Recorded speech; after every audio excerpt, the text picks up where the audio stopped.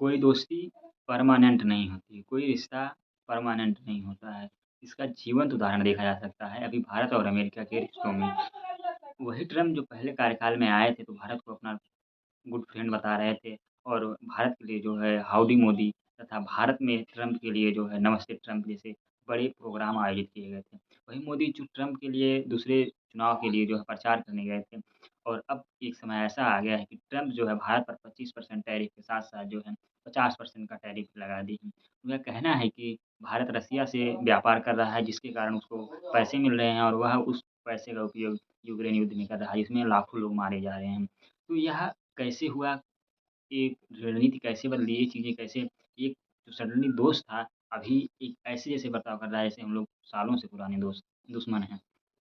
तो ये चीज़ें कैसे बदली, चीज़ें इस मोड़ पर कैसे आईं, हम इस वीडियो में यही समझने की कोशिश करेंगे। पहली चीज़ जो निकल के आती है, जब भारत और पाकिस्तान के बीच ऑपरेशन सिंदूर के बाद टकराव होता है और उसमें अमेरिका कहता है कि हमने भारत और पाकिस्तान के बीच जो है शांति समझौता करा दिया। पाकिस्तान इसका खुल कर के समर्थन कहता है और कहता है कि इसमें अमेरिका का साथ था। लेकिन भारत जो है इसको हमेशा कहा है कि यह पाकिस्तान ने ही पहले पहल किया, इसके बाद हम लोगों ने उसकी बातों को माना। लेकिन अमेरिका के राष्ट्रपति ट्रम्प चाहते हैं कि उनको खुल कर के इसका उसको उनको खुल कर के इसका पूरा श्रेय मिले और वह ताकि नोबेल के लिए अपने नाम आगे कर सकें। पहली चीज़ टकराव यहाँ निकल के आती है, इसके बाद जो है अमेरिका भारत को जो है ट्रम्प का किंग कहता है।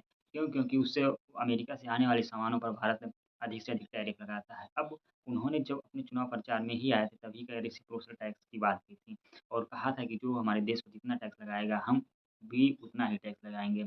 लेकिन इन सब में भी चीज़ों में नरमी थी। लेकिन ऐसा धीरे-धीरे जो बदलाव हुआ फिर जब जी20 समिट के लिए प्रधानमंत्री नरेंद्र मोदी कनाडा जाते हैं और वहाँ से उनको राष्ट्रपति डोनाल्ड ट्रंप का फ़ोन आता है और वो कहते हैं कि माय फ्रेंड आओ यहाँ से हो करके जाओ।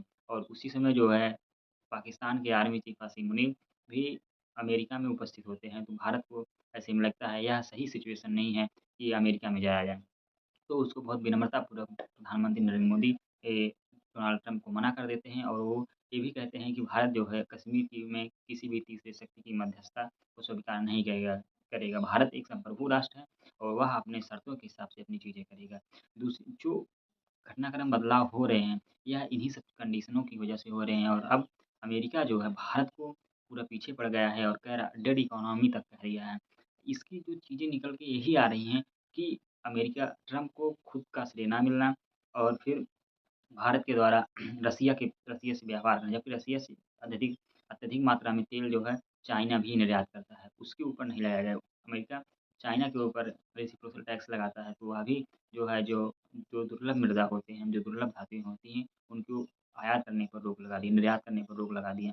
तो अमेरिका को समझ में आ गया कि चाइना से भिड़ना आसान नहीं है, भारत को ही दबाया जा सकता है। भारत अभी एक ग्रोइंग इकोनॉमी है और अगर ऐसे में अमेरिका ऐसा करता रहा तो भारत के लिए समस्याएँ आगे खड़ी होंगी। इसका विकास रेट जो है जो 6.4 के आसपास है। शास्त्रियों का अनुमान है कि यह 1% के नीचे भी मतलब 1% घट सकता है, मतलब 5 के आसपास आ सकता है। और इसके साथ-साथ जो है भारत सबसे ज़्यादा निर्यात अपना अमेरिका को करता है। अमेरिका परचेज़िंग पावर के हिसाब से $28 ट्रिलियन की इकोनॉमी है, अर्थात बहुत बड़ी इकोनॉमी है। तो वहाँ पे अपना सामान बेचना एक सही होता है। एक विचार हमारे मन में आया कि अमेरिका क्यों हम दूसरे देशों को भी निर्यात कर सकते हैं। लेकिन समस्या ये है कि दूसरे देशों के पास परचेज़िंग पावर उतना नहीं है। जितना हम लोग ₹10 में सामान खरीदते हैं, वही सामान अमेरिका वाले ₹100 में खरीदते हैं। तो हमारा सामान अगर अमेरिका में जाएगा तो कम भी बेचेंगे तो अधिक से। तो ऐसे में अमेरिका जैसी बड़ी इकोनॉमी को कोई हाथ से छोड़ना नहीं चाहता है कि वह हाथ से निकल जाए। इसलिए देश चाह रहे हैं कि अमेरिका के साथ थोड़ा डील किया जाए और अपने सामानों को अमेरिकी बाज़ार में बेचा जाए। हमारी जनसंख्या बहुत ज़्यादा है और हम उस चीज़ों को उतने खरीदने में मतलब उतनी हमारी परचेज़िंग पावर नहीं, जितना हम साल में ₹1,00,000 खर्च करते हैं, उतना अमेरिका वाले 1 साल में ₹50,00,000 खर्च करते हैं।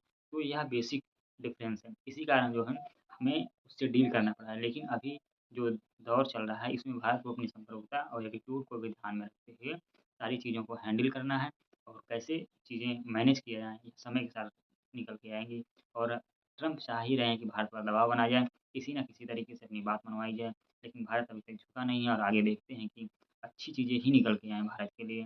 भारत के लिए थोड़ा डंक लगा है, जो दोस्ती के नाम पर, जो यारी के नाम पर किया जा रही थी, अब शायद वो चीज़ें नहीं हैं। आगे देखते हैं। इस तरह से एक चीज़ हमें सीख मिलती है कि अमेरिका किसी का नहीं होता। अमेरिका अपने हितों के हिसाब से देखता है, तो भारत को भी अपने हितों के हिसाब से देखनी चाहिए और अपनी चीज़ें ही करनी चाहिए।